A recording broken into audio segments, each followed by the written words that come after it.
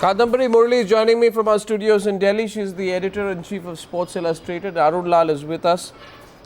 First of all, Arun, you think this BCCI should have done more than just dismiss this story? You know, this dismissive attitude. We can't respond to every story. In other words, sounds like the BCCI saying, can you please put all this under the bin? Let us focus on the IPL. Let us focus on things like that instead of talking about scandals. We don't want to hear about scandals. Is that response right, Arun? You know, I don't think it's that, Arnab. Personally, I too know that this is happening. We all know that some spot fixing is going on.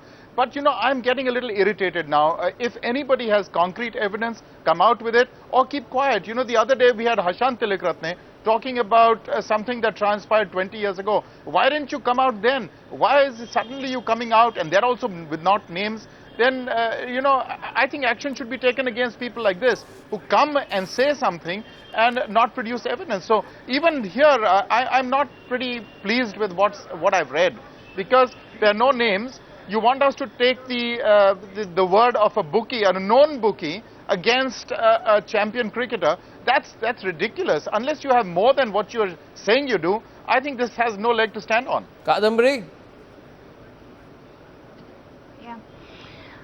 I think there's a huge difference between coming out 20 years later and coming out 6 months, 6 months of reportage.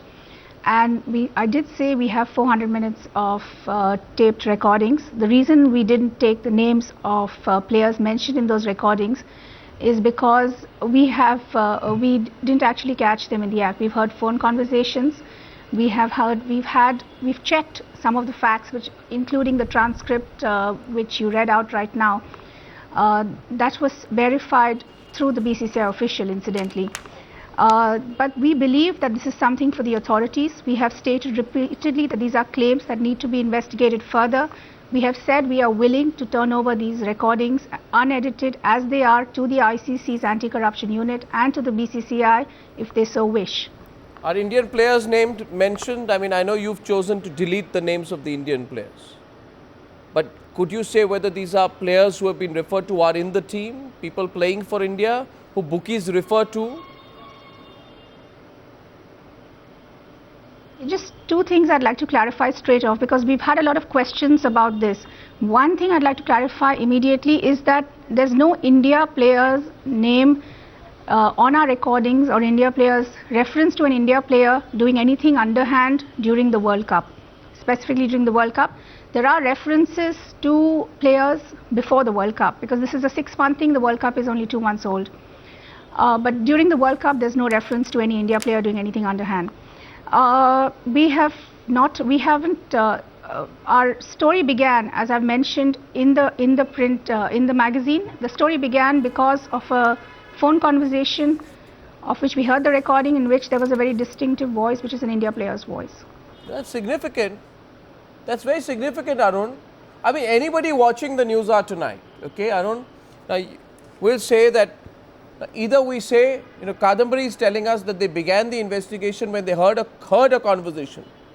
She doesn't have that conversation with her. But you heard it where, Kadambari? Where did you hear this conversation? You or your reporter hear this conversation with an existing India player on tape talking to a bookie, you're saying? Yes, in Delhi. You heard the conversation, as in the bookie was based out of Delhi, and the conversation was there, because otherwise, like Arun said, we hear a lot of things. We hear things happening in cricket. There's no concrete evidence most of the time. Yeah, but who had this tape? Sorry, Arnab, you're saying something? Who gave you this audio recording? It was, yeah. I'm losing you, but yeah, it was given to us. If you're asking who gave the audio recording, who played the audio recording to us, yes, it was a businessman who is also a bookie. He's a Delhi-based businessman. You know, I think the voice is distinctive. This is fairly interesting, Arun. I mean, if the BCCI is absolutely sincere, if the anti-corruption unit of the ICC is very sincere, why should they not take suo motu action on this? They take suo motu action, say, you know, it's probably going to lead us to something. This is material that is available with Sports Illustrated. Yeah, Arnab, I'm still not convinced. Has the authenticity of the tape been verified? Have there been voice checks conducted? There are lots of other forensic tests to be done. How do we know that you're talking to that particular cricketer? And what is the authenticity? I'm not going to take the word of some shady bookie businessman in Delhi, and I'm not going to react to it either.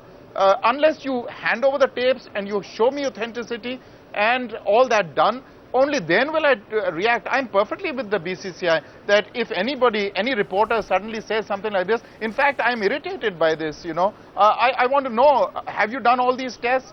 Is there concrete evidence? Are you willing to stake your magazine's reputation on everything? Is all that been done already? Arun, if it wasn't for the fact that we had verified a particular transcript that we chose to print, we would, as much as it is possible to verify it, we would not have staked our reputation on this and done it. I mean, I'm sitting here talking about a story simply because of that. We printed the story as a cover story, so it's not that we did it just because we felt like doing it. You know, there's a big difference between doing something overnight and doing something and waiting for 6 months. We informed the ICC in December 2010 informally that we were pursuing this investigation and we'd like to see where it goes. The ICC knew about that. The ICC in fact has asked us today, saying that someone will contact us from the ACSU for the tapes, and we took a stand that we will not name the players who have been mentioned on the tape, simply because that's something that we want the anti-corruption unit to follow up. We're doing our job as reporters, and it's all very well for anyone to say that you know, you can just come out and make claims, but these claims, obviously we're not going to make these claims unless we have some kind of verification of something. But as far as the tapes are concerned, I'm repeatedly saying, it's said in the magazine, I've said it before, that someone needs to take the tapes from us. No, but Arun, it's the BCCI's job to check the authenticity. It's a BCCI's job. It's Sharad Pawar's job as head of the ICC to check the authenticity.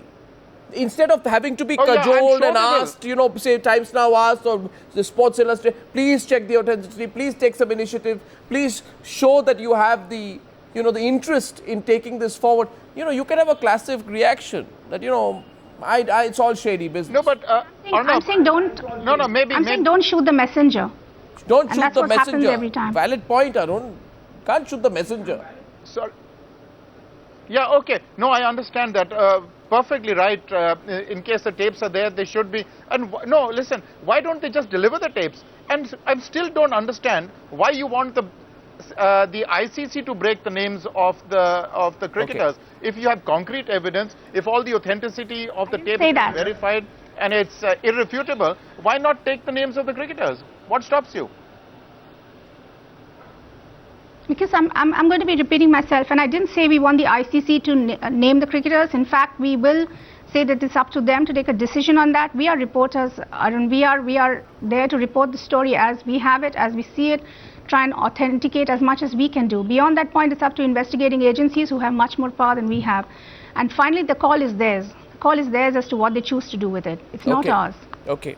Well, okay. Now, I don't think we are going to come to an easy conclusion on this one, but it's this story, Sports Illustrated says, cricket in a fix, 6-month investigation. The reporters have done their job. Maybe the BCCI and the ICC should take a deeper look at it. Maybe they'll find out something. We all want to know who's the India player who the bookie is referring to. We want to know how an India player can be referred to so casually by a bookie. Who the hell is the bookie? Let's investigate the bookie, find out, follow up. But to dismiss it, maybe that's not the right answer. That way everything in the media can be dismissed. All I'm saying here...